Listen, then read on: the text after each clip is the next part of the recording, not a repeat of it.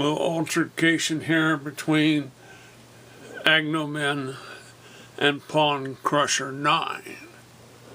Quite a battle.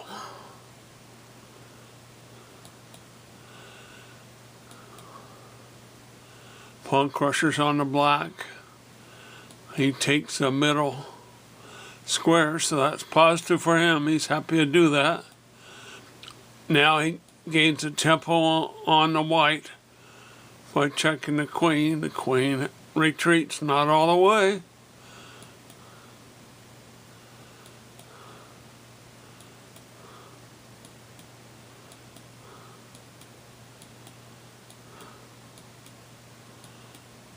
Oh,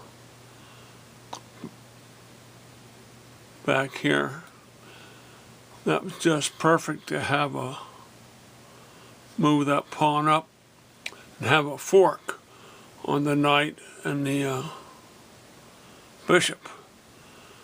Pawn Crusher always tries to pin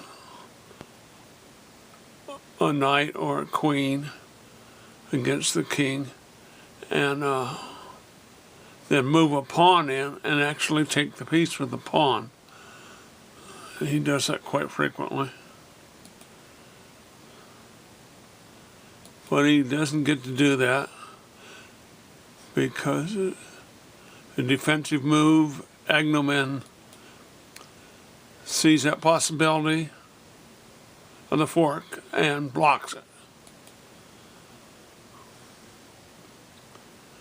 It would have been probably better to put that in the same file as the queen, stay over the side like that.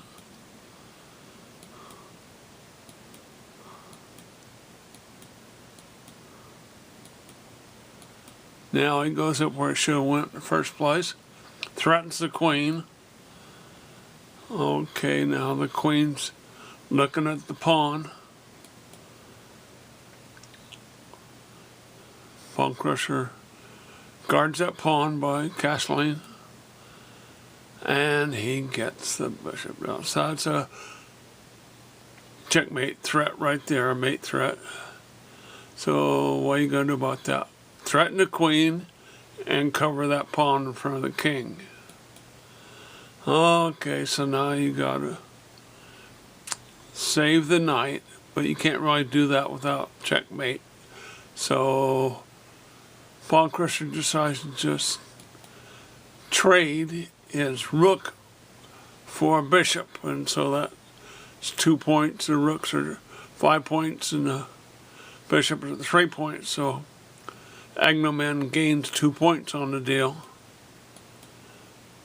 but Pawn Crusher gets his queen over closer to protecting his king, bringing into the battle the rook as knight threatens him.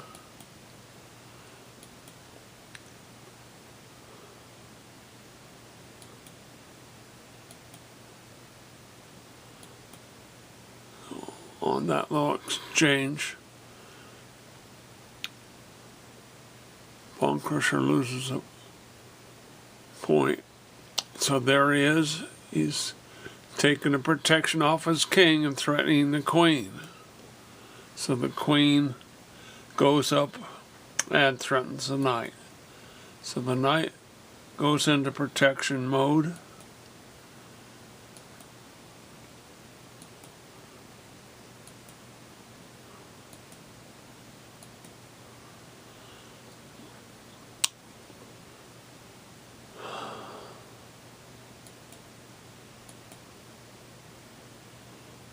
So he moves his rook over. Pawn Crusher moves the rook over because he wants to put his knight in there and check the king. So now he can check the king and take the rook. So that means he'll gain 2 points back that he lost on previous exchange. So this goes back and forth. We're trading a 5 point rook for a 3-point knight, and both teams continue to make these exchanges.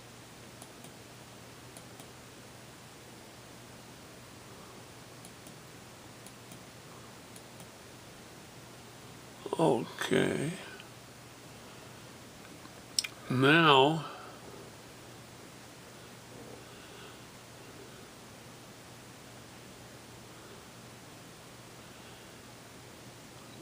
if you take the pawn, that means that the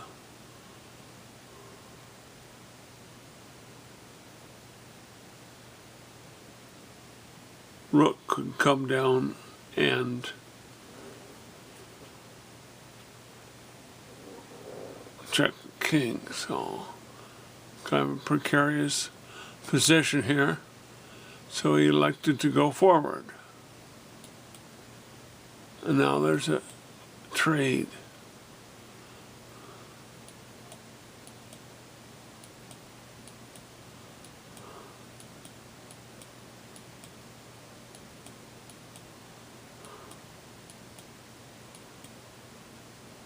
Okay, pawn crusher can take the pawn, but then there will be a check on the king, which won't mean much, so he can just move him.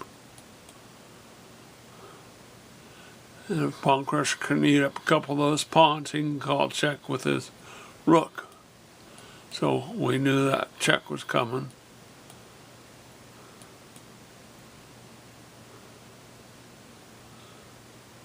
Now you take that and threaten the rook, and the rook will take the pawn. I wasn't too happy about that. Okay, now pawn crusher's bishop is threatened, so he goes over and protects that pawn. Okay, now both the rook and the pawn are threatened, so pawn crusher sees, well, that's a good way to check the king and get the bishop. So now he's a piece ahead.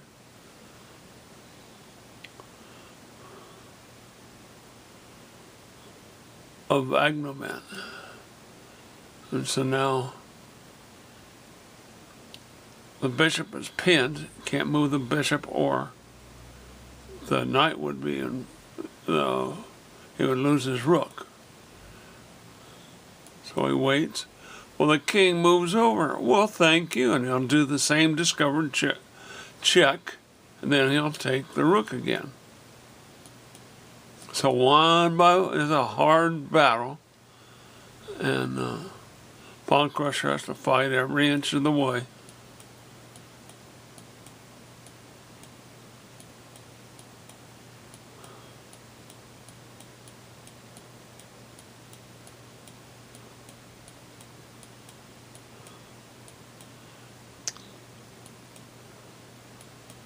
Now it's just step ladder over to mate, checkmate. Well done, pawn crusher 9. Peace. Don't break the lock.